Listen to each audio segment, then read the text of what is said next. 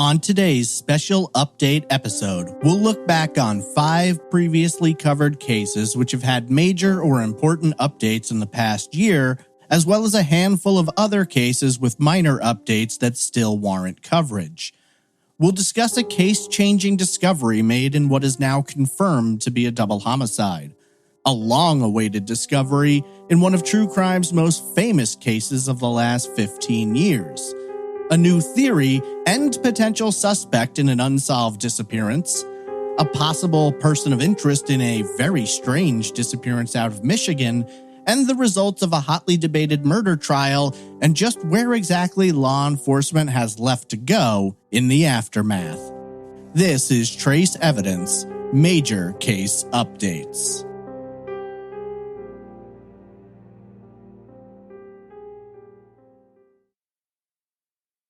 Welcome to Trace Evidence. I'm your host, Stephen Pacheco.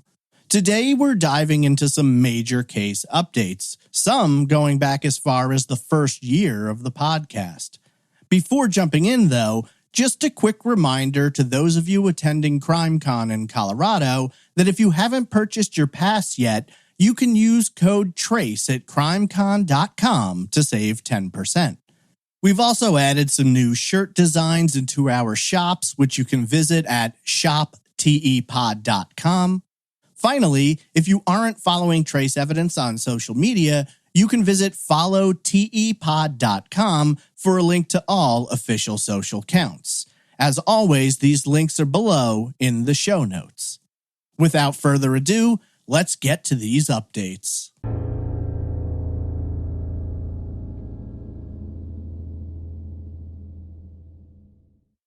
Episode 233, The Murder of Paul Jones and the Disappearance of Melody Jones. On Thursday, May 5th, 1983, Pottawatomie County, Oklahoma law enforcement began an investigation into the disappearance of 19-year-old Melody Ann Jones after she failed to show up for her shift at the local Dairy Queen. A family member went to Melody's home, where she lived with her husband Paul Jones, and found a grisly scene. Paul was lifeless on the bedroom floor, the victim of multiple stab wounds, and there was no sign of Melody.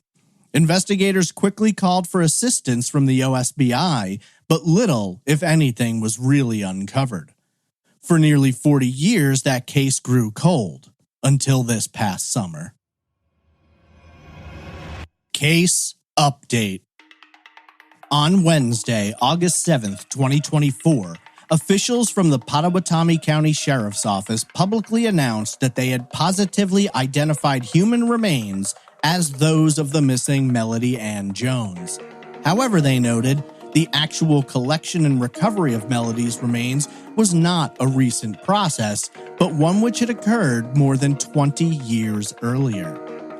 According to a statement issued on social media channels for both the Sheriff's Office as well as the Oklahoma State Bureau of Investigation, they had been in possession of the missing woman's remains since approximately October of 1998. At that time, human remains described only as a partial skull were found in a yet undisclosed section of rural Seminole County. After excavation of the site, the remains were transported to the office of the Oklahoma Chief Medical Examiner to determine the cause and manner of death, as well as an identity for the unknown victim. According to authorities, multiple attempts to obtain an identification of the body were made over the passage of nearly 26 years, but all were unsuccessful. However, in the summer of 2024, staff at the medical examiner's office obtained the quote-unquote necessary resources for additional testing. On Wednesday, August 7th, these new resources resulted in a positive identification of Melody Ann Jones. Multiple articles have noted that the additional testing, which ultimately confirmed her identity, was paid for by a grant issued to the OSBI. Her body was officially recovered 14 years after her husband Paul was murdered in their home and she had mysteriously disappeared. For the next 2 decades, her body remained in the possession of the medical examiner until it was finally identified. This revelation came as quite a shock to Melody's siblings who, for more than 40 years, have wondered not just what became of their sister, but who was ultimately responsible for the crime. In hopes of honoring her memory and welcoming her home, the family organized a funeral service which was held on Sunday, August 25th at Dale Baptist Church. Asked about the shocking news, Melody's sister, Rebecca Cox, spoke to Oklahoma City Fox 25, saying, quote, "I actually got to see her remains. I had a long discussion with her, telling her she was finally here. She's finally home. She'll never be lost again." Cox, along with her 3 siblings and their parents while they were still alive, endured so much pain and agony in the unknowing of Melody's fate, let alone all of the questions about why someone would have done this to her and her husband. It was a search they didn't believe would end, with Cox saying, quote, "Desperation, miserable, every body and bone you compare to her. Is it going to be her?" While the family were grateful for the discovery and to have the opportunity to lay Melody to rest properly, they see this as only one half of the story having been completed. Melody's brother, Randall Garton, explained saying, quote, "You walk down the street, you see people and think, man, does she look familiar or not? Is she going to walk on the doorstep someday and knock on my door? But that's all over. I don't have to worry about that anymore. We need to find the guy that did this, hold them accountable for what they've done." No official information has been released about a cause or manner of death if in fact the medical examiner's office was able to make any determination. The investigation into Paul's death and now Melody's confirmed homicide remains open, and investigators would very much appreciate anyone coming forward with additional information. To date, no suspects have been named and no arrests have been made. If you have any information about this case, please contact the OSBI via email at tips@osbi.ok.gov. You can also call them at 1-800-522-8017. Just a quick aside, I've had several people contact me about this case, encouraging me and asking me to do an update on it. I held back for a while because I was involved in communication with one of the families connected to this case. They wanted to talk to me about specific details and their own theories of what may have happened and who may have been involved. However, just as our back and forth seemed to be building towards a fevered pitch, communication stopped on their end. I've reached out several times since, but have received no reply, so I've decided to move forward with this update. If, however, you're still out there and you're still interested in talking, you've got my contact information.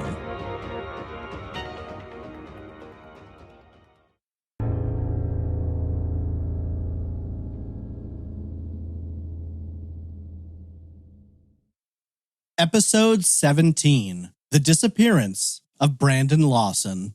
On Thursday, August 8th, 2013, 26-year-old Brandon Lawson got into an argument with his longtime girlfriend, Ladessa Lofton. Frustrated and wanting some time to cool off, he made a call to his father, over 3 hours away in Crowley, Texas, and asked if he could spend the night. His father tried to talk him out of it. It was very late, but Brandon would not be deterred. He began his drive. 40 miles later, he ran out of gas and called his brother Kyle for help. What transpired in the next 30 minutes is unknown, but when his brother arrived, Brandon was nowhere to be found. After searching for hours, there was no trace of him. The family would later learn that shortly after calling his brother, Brandon had made a call to 911. In the call, Brandon is clearly frantic and talking fast and upset about something. The interpretation of what he said would become hotly debated amongst the family, police, and online investigators. The Coke County Sheriff's Department was hesitant to treat it as a missing persons case and instead approached it from the perspective that Brandon had chosen to run off to avoid a warrant that had been issued for his arrest 8 years earlier. While the family searched exhaustively, believing that Brandon would never abandon his children, authorities would not begin their first search until a week later. Over the course of the next 10 years, Brandon's disappearance would become one of the most discussed, covered, and debated both by traditional media as well as online journalists and investigators, many of whom would utilize this disturbing and mysterious case as the foundation from which to construct their true crime podcasts. All these years gone by, while many have moved on from Brandon's case, family, friends, and law enforcement were still determined to find the truth and to bring Brandon home. This year, it appears at least one of those goals has been accomplished, as it was announced that Brandon will finally be going home. Case Update. In February of 2022, nearly a decade after Brandon's mysterious and haunting disappearance, a small search party looking in an area not far from his last known location came upon a pile of clothing which was consistent with what he was wearing the night of his disappearance. Those clothes would ultimately be confirmed to be those of Brandon, and at that point, the small search immediately halted their progress and contacted law enforcement, including the Texas Rangers. Law enforcement took the clothing into their possession for testing while the Rangers organized a large search, focusing in on the area near to where the clothes were found and spinning out from that central location. Not long into the search, Rangers came upon human remains in the same general area. A post was officially made on the Help Find Brandon Lawson Facebook page on Friday, February 4th. The post read, in part, quote, "The Texas Rangers conducted a search that ultimately led them to discover human remains in this same area. Although DNA tests are needed to confirm identification, in our hearts, we know that it is Brandon. Our main focus throughout this entire ordeal has been to bring Brandon home so that he can finally rest in peace and our family can have the answers we have prayed for. I know that many of you will have questions, but at this time, we do not have those answers. We will keep everyone notified of all new developments." 34 months later, in late December of 2024, an update about the remains was finally posted. This update noted that DNA testing had officially confirmed that the remains found that afternoon in February of 2022 were in fact those of Brandon Lawson. This post, made on Christmas Day, read in part, quote, "We can finally, after 11 years, bring Brandon home and lay him to rest with his family. While the news does bring heartbreak, it also does bring a small amount of peace. On this day, 2024 years ago, our Lord and Savior Jesus entered this world to save us." Luke chapter 2, verse 10 through 11. And we smile, knowing that Brandon is celebrating this day, watching over us. We want to thank each and every single one of you for your love, prayers, and support over these past 11 years. You have helped carry us through this journey. A lot of people have asked me over the years why I've never officially released an update on Brandon's case, and there's one really specific reason: a lack of information. I've always been waiting to learn a little more, to find out a cause and manner of death if known, to get a confirmed specific location at which his remains were found and the distance from that spot to where his truck was the night of his disappearance. Waiting for that information, time just kept passing, and eventually it came to a point where I was beginning to believe that we might never have more answers. As it turned out, there was a reason why so little information had come out in the aftermath of the discovery. On Tuesday, June 24th of this year, the Help Find Brandon Lawson Facebook page made a new post, this time addressing some previously unreleased details and asking for assistance from the public. The page posted a link to a change.org petition entitled "Demand D.A. Palmer Release Brandon Lawson's Remains." The post noted that for unknown reasons, despite being positively identified back in December of 24, Brandon's body had not yet been released to his family. In explaining the situation, the petition noted, quote, "Despite the lengthy and painful process, we are left in limbo. The DA in San Angelo, Allison Palmer, is withholding the release of Brandon's remains. Our countless attempts to reach her seeking an explanation or resolution have gone unanswered.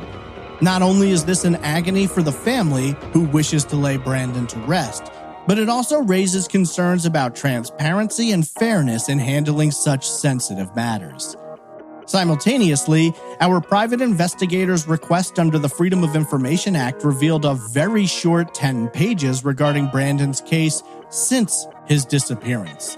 These actions leave us once again questioning the thoroughness and fairness of the investigation into his disappearance and death. We acknowledge and appreciate the professionalism exhibited by the new sheriff, Billy, who has shown understanding and cooperation. However, we demand accountability and action from DA Palmer. Just a few days ago, on Saturday, July 19th, there came a new update. The official post, credited to LaDessa, reads, quote, "Good evening, everyone. I just want to give you an update.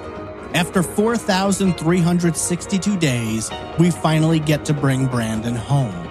I just want to thank all of you from the bottom of our heart that helped with calling and sharing, even praying for us during these difficult times. There is so many emotions. We were all feeling happy, but sad at the same time. Let me tell my soul it can finally rest, but there will always be pain and questions. What happened to him that night?" The most recent posts from yesterday noted that the process of returning Brandon has begun, but the family could use some assistance in covering the cost of laying him to rest. They've set up an official GoFundMe, the link to which I'll place in the show notes. If you would like to contribute, the link is available, and you can always visit the Help Find Brandon Lawson Facebook page for additional information and to keep yourself updated on this case and what is planned to be a very public memorial. I'll put a link to the page in the show notes as well. While Brandon's remains have indeed been found, the question of what happened that night still remains. Though the hope is that someday all of the puzzle pieces will be located and the story will be fully understood, life doesn't often provide such solid and direct answers. The investigation will continue. The search for truth never ends. I did want to provide one important detail I haven't seen elsewhere, which was given to me directly by Jason Watts, a friend of the show and private investigator who was closely involved in the searches for Brandon. A lot of news programs and podcasts that covered this update have stated that the owners of the land on which Brandon's body was found were difficult to deal with and had fought to not allow searches on the land. According to Jason Watts, that is entirely false. The owners of the property don't live in the county and only use the land for hunting once in a great while. They had no knowledge of Brandon's case and were not trying to keep anyone out. In fact, Jason explained that once he managed to track them down, they were extremely gracious and kind. They immediately granted Jason permission to search the property and also noted that if additional searches would be necessary, they would be more than happy to oblige. For whatever reason, people often prefer to make up nasty stories instead of simply telling a banal truth. My thoughts and prayers are with Brandon's family and friends. Despite the release of his body and the ability to lay him to rest, they've lost an important part of themselves and their family: a brother, a son, a father. Should there come any additional updates on this case, I will of course supply them as soon as all relevant information can be gathered. If you have any information about Brandon Lawson, his disappearance, or what happened to him that night, please contact the Texas Department of Public Safety at 512-424-5074, where he is case number M1308005.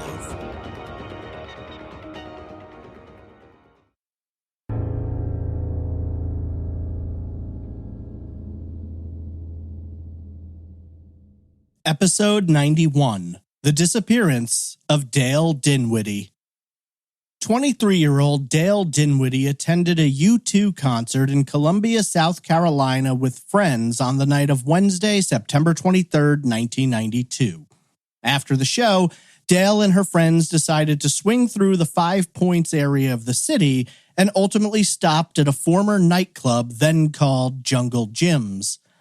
After getting separated from her friends, Dale searched for them but figured they must have caught a ride home without her. She was last seen by a bouncer exiting the club and walking north on Hardin Street sometime between 1:15 and 1:30 a.m. on what had become Thursday, September 24th. Her purse was left behind at the club, and she has never been seen again. Police have pursued multiple angles and theories, including one which suggested that perhaps alleged serial killer Reynaldo Javier Ray Rivera may have been involved. He is a suspect in multiple homicides and, at the time of the disappearance, was attending school at the University of South Carolina, not far from the 5 Points district. However, this was but one of many possibilities, and for the last 3 decades, the case has remained actively investigated, but growing colder. Until perhaps now. Case Update. More than 30 years later, a new theory about what happened to Dale that September night is being considered, and it turns the case on its head. According to Paul C. of Irmo, South Carolina, the entire alleged abduction and homicide may not have been carried out as a targeted attack, but instead the result of a bizarre and devious case of mistaken identity. C has already been in conversation with the Richland County Sheriff's Department as well as the Columbia Police Department. According to him, he has had meetings with these agencies since coming forward with new information dating back more than 9 months to October of 2024. C told reporters that at each of the 2 interviews he took part in, there was also a member of the South Carolina State Law Enforcement Division, also known as SLED. According to C, his theory begins back in 1978 when he was growing up in Irmo. That year, the family of Dawn Michelle Adkins moved to town and settled into a home just a few doors down from C's family. The two would become quick friends, and 7 years later, in 1985, when C graduated from Irmo High School, Atkins married a man named James Adolph Campbell. Campbell has a very colorful history when it comes to breaking the law and has served long sentences at different points in time, later winding up on North Carolina's death row. Campbell ended up being found guilty of assaulting a Richland County school secretary, for which he was sentenced to 8 years at the Broad River Correctional Institution. In 1989, Atkins filed for divorce and was granted one from Campbell, who was behind bars. 2 years later, in 1991, she remarried, this time to a man named Herbert Branham, with whom she had a daughter. Campbell was released from custody of the South Carolina Department of Corrections in 1992 and quickly moved to Rowan County, North Carolina, where he had family. Over the course of the next 4 months, though, Campbell committed multiple crimes in what one newspaper article described as an epic crime binge. It was during this 4-month period that C claims Campbell put into action a plan to get back at Dawn Atkins, his ex-wife, which may have ultimately led to Dale Dinwiddie being mistakenly caught in the crossfire. According to C, not long after his release, Campbell spoke with another ex-con who had his own complex history with law enforcement, a man named Terry Lee Hutto. According to C, Campbell hired Hutto to track down his ex-wife. Hutto was to abduct the woman and return her to Campbell, at which time he likely had nefarious plans for her. According to C, Campbell gave Hutto a photograph of Atkins so he could identify the woman, as well as having gone into as much detail as he could about her habits, including clubs and bars that she frequented.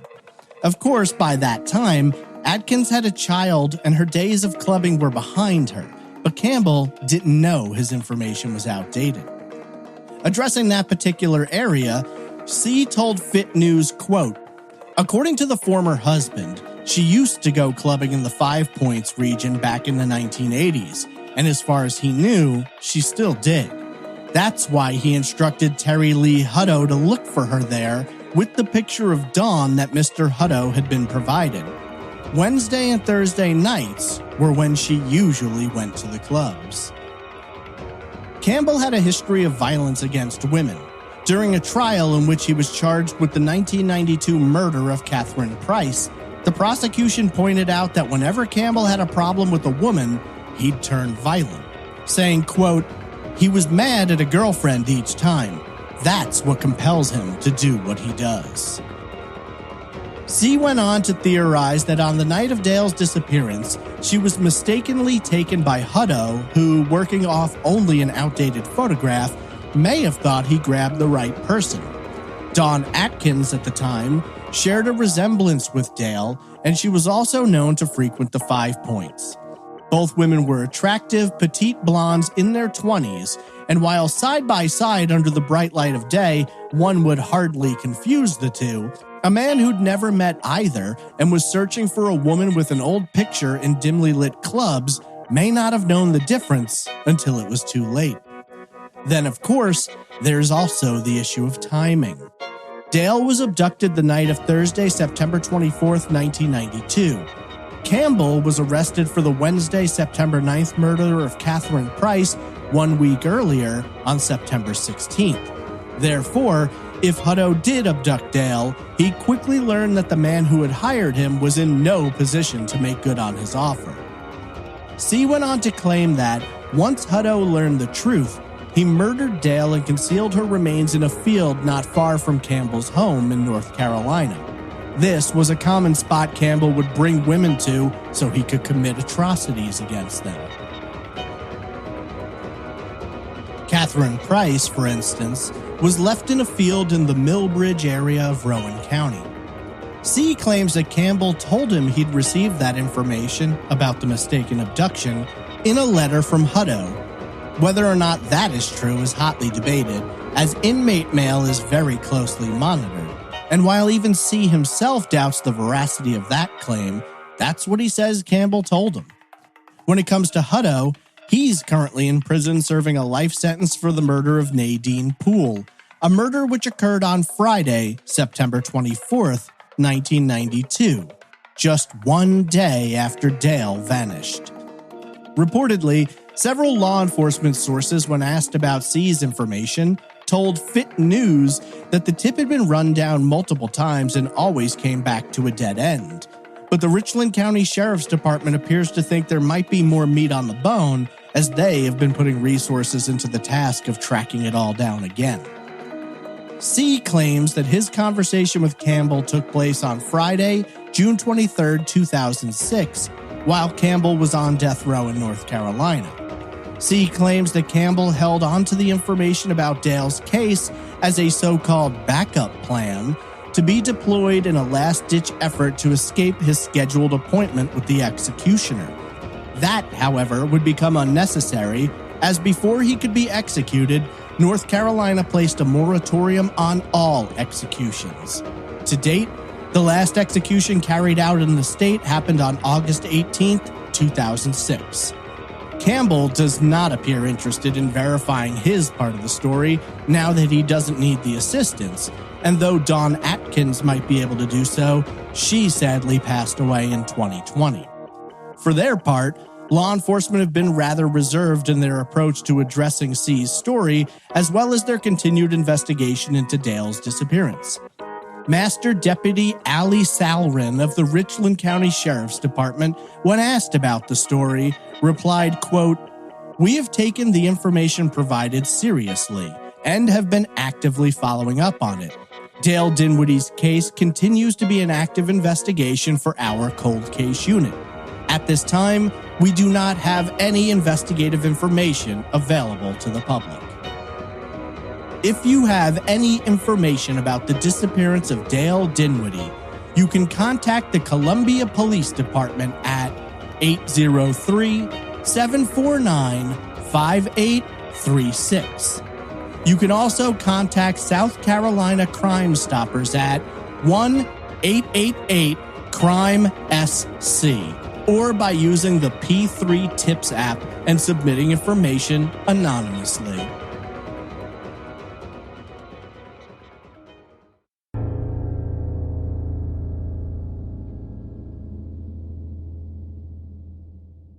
Episode 110, The Vanishing of Paige Renkoski.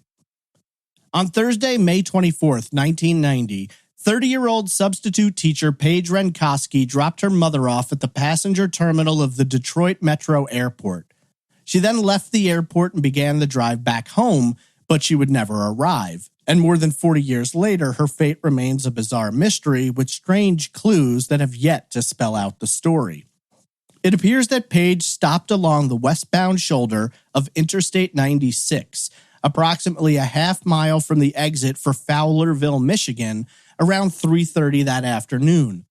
Passing motorists later told police they saw Paige speaking with two unidentified African-American males standing near a maroon or burgundy minivan. 4 hours later, one of these witnesses became worried when he drove by that spot again and saw only Paige's car sitting there.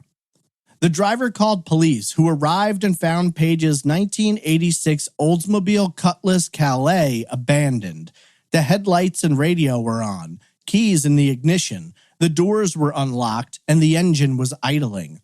Inside, they quickly located Paige's purse, wallet, and shoes, as well as an open and partially consumed bottle of beer. She herself has never been seen again. Case update. In January of this year, prosecutors in Washtenaw County, Michigan charged 69-year-old Buster Robbins with the 1989 murder of Beverly Wivel after DNA evidence conclusively linked him to the case. According to initial reports, Wivel was sleeping in her car in Canton Township's Griffin Park after dropping her son off at school. It's believed that she was then abducted from her car, sexually assaulted, and shot. Her body was later found along the side of a road. When police found her car, the engine was running, the driver's side door was wide open, and her purse was still inside. 9 months later, Paige Renkoski was last seen alive speaking to an unidentified man on the shoulder of I-96. According to police, the similarities between the two cases are compelling, with it being noted that both women's vehicles were found running with their shoes and purses inside. Both women are believed to have been forcibly abducted from their vehicles and taken elsewhere for crimes to be committed against them. Apparently, the DNA which tied Robbins to Wivel came from a semen sample which defense attorneys are arguing shows that their client had sexual contact with Wivel, consensual they claim, but nothing about that makes him a murderer. For his part, Washtenaw County District Court Judge Carl Barr refused to send the case to trial, citing a lack of evidence beyond the DNA. Judge Barr agreed that Robbins was a serious threat and flight risk, but more evidence would be needed. Robbins is currently being held without bond while the state appeals Barr's decision with the circuit court. Additional information shows that police later confirmed that Robbins had his pilot's license at the time of Paige's disappearance and that he served as a mounted reserve officer for the Macomb County Sheriff's Office from 1988 to 1989. As of the current time, Robbins is being investigated for 2 more crimes, one involving child sexually abusive material allegedly found on his phone, and another involving assault allegations from his estranged wife. Though they offer little insight into their investigation, law enforcement did confirm that Robbins is now being looked at as a person of interest in Paige's disappearance. The Livingston County Sheriff's Office said they are working closely with the Washtenaw County Sheriff to explore any possible links. The Livingston County Sheriff's Office Cold Case Unit is convinced that there is someone out there who has the information they need to solve this case. In fact, someone coming forward may be one of their last best hopes at finding the truth.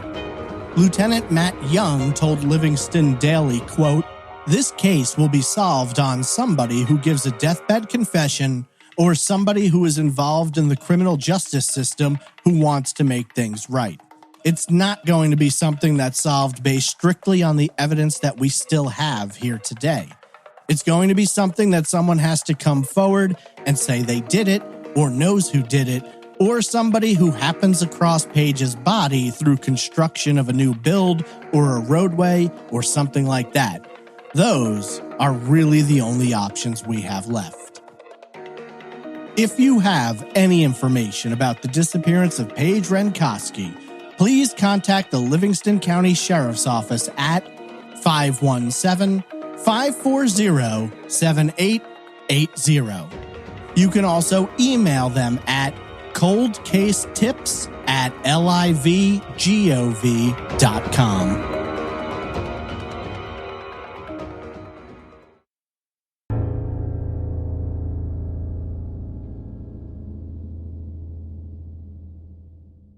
Episode 137, The Murder of Anita Knutson.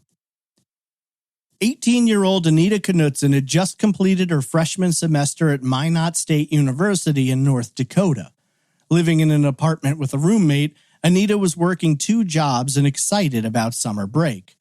However, over the first weekend in June of 2007, Anita's family couldn't get in touch with her, which was extremely out of character. After several attempts, her father, Gordon, made the 1-hour drive to check on her. There, he would make a horrifying discovery.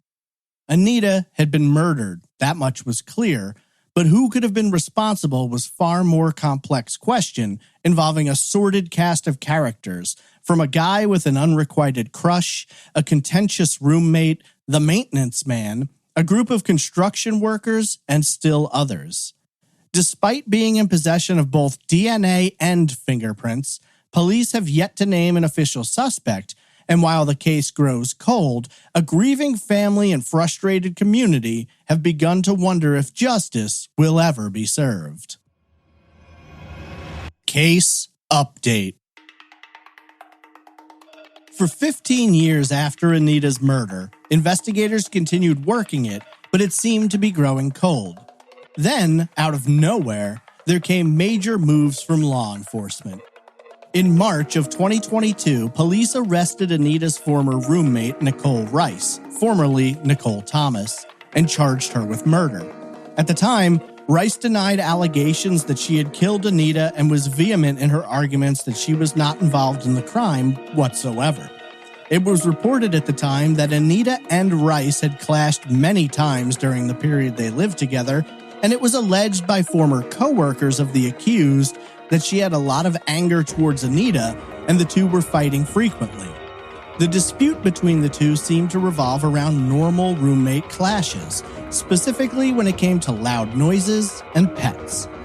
It was reported by one former co-worker that Anita was unhappy with how loud Rice's fish tank was and requested that she get rid of it, but Rice refused.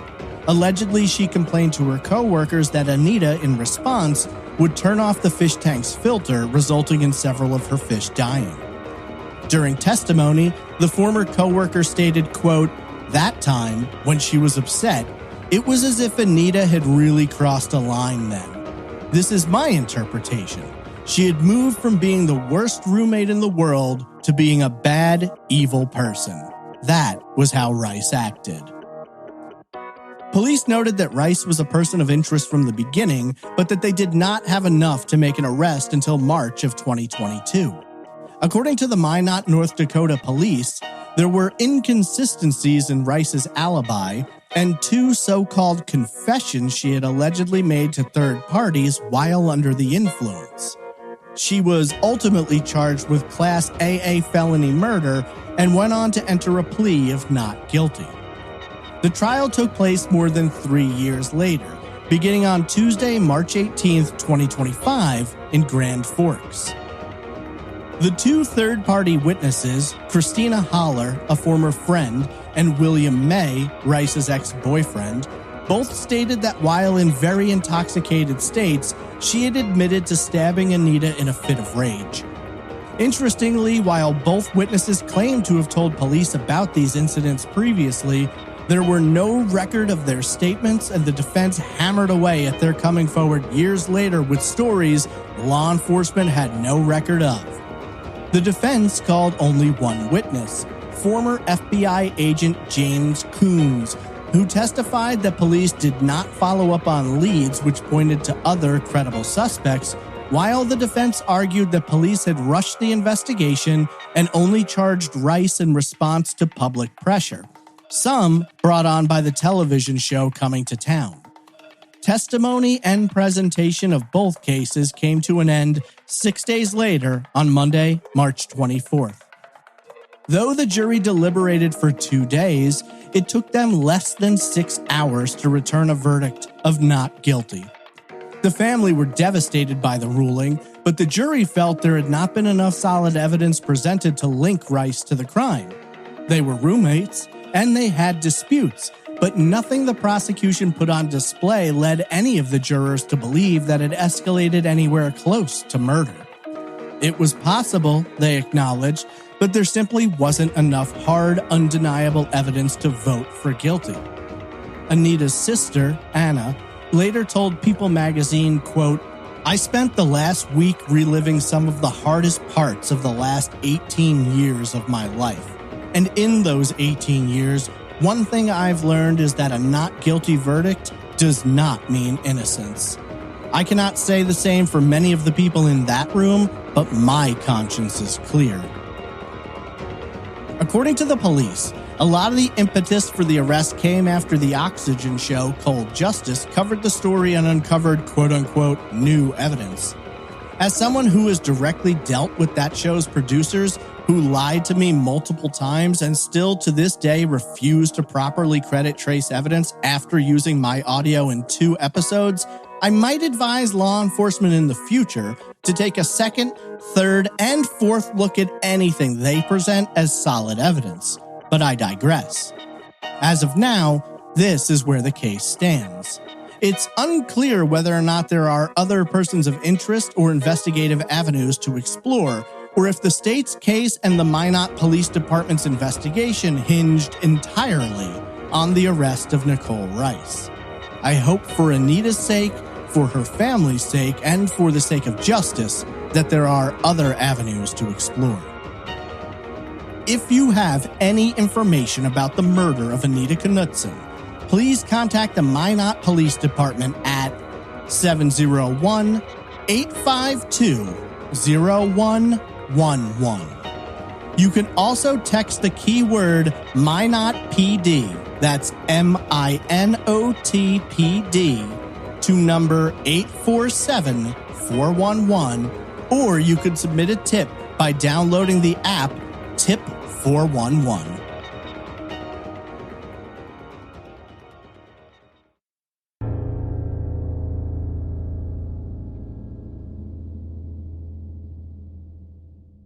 This covers all of the major case updates, but there are a few we've previously covered in which the rewards for additional information have been increased, so we'll move through these with a little more rapid-fire pace.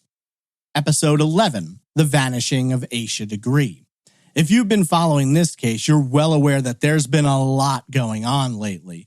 Well, the most recent update comes as the FBI and Cleveland County Sheriff's Office announced an increase to the reward, now offering $75,000 plus an additional $25,000 being offered by the state, bringing the grand total to $100,000 cash money to anyone with information leading to an arrest or the discovery of Aisha herself.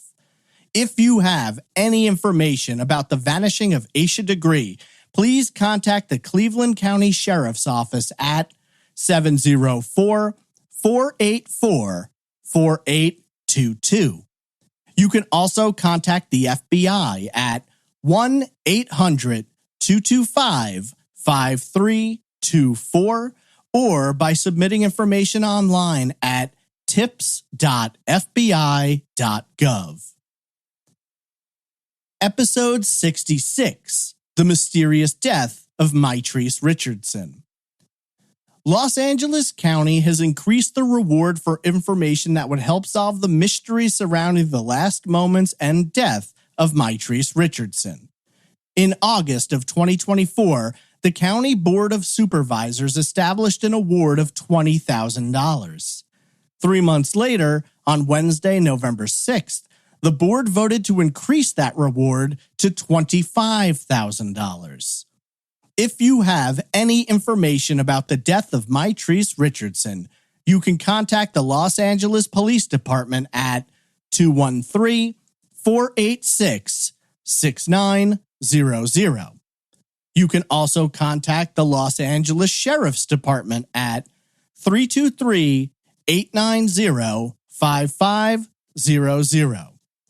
Anonymous tips can be submitted to Crime Stoppers at lacrimestoppers.org or by calling them at 1-800-222-8477. Finally, episode 155, The Disappearance of Tracy Pittman Kegley. There is now a $15,000 reward for information in the 1998 disappearance of Tracy Kegley. Her 1993 Geostorm car was found abandoned on Old Georgia Road, Elmore County Road 170, with her 2-year-old daughter left behind unattended. Personal effects, including Tracy's purse and ID, were found at the scene. The $15,000 reward being offered is composed of $10,000 from the governor of the state of Alabama and Crime Stoppers, who are offering the additional $5,000. Anyone with information is urged to contact Central Alabama Crime Stoppers at 334-215-7867 or by calling 1-833-251-7867. You can also text 215-STOP to the number 738-477 to receive a link to an anonymous tip form. There is now also a Facebook page for those seeking to get involved or who desire to keep up with the information. I'll put the link in the show notes, but you can also search Facebook for Justice for Tracy Pittman Kegley.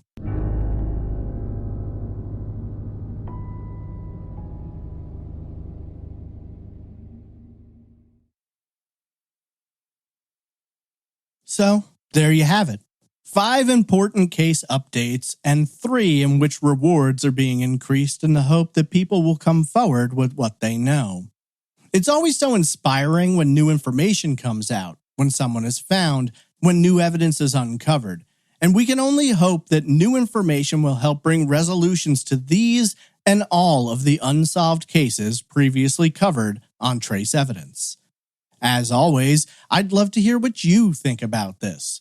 Tweet me at TraceEvPod, email me at traceevidencepod@gmail.com, comment in the Facebook group, or contact me on any social media by visiting followtepod.com. Now I'd like to take a moment to thank our amazing Patreon producers, without whose support this podcast would not be possible. So a major thank you to Ann Bertram, Christine Greco, Crystal J, Dorothy, Denise Dingsdale, Deani Dyson, Jennifer Winkler, Justin Snyder, Kara Moreland, Leslie B, Lisa Hobson, Nick Mohar Schurz, Roberta Jansen, Stacy Finnegan, Tom Radford, and Whitney Welp. Thank you all so much for your support of Trace Evidence and for helping keep cold cases alive. If you're looking for more information about previously covered cases, updates, or anything else related to the show, make sure to visit trace-evidence.com for all vital information and helpful links. This concludes this week's special update. I want to give a special thank you to all of you out there who are always emailing me about updates and the release of new information on cases. I know that you want me to get updates out as fast as possible, but sometimes I have to wait for a little bit more. I'm currently working on episode 250, which I'm excited to release, and I've got some ideas for 251 as well. As always, you can submit your case suggestions on the website or by emailing me at traceevidencepod@gmail.com. Take a second, grab yourself some merch, and wear your love for the pod on your sleeve by visiting shoptepod.com. I want to thank you all for listening, and I hope you'll join me next time for another unsolved case on the next episode of Trace Evidence.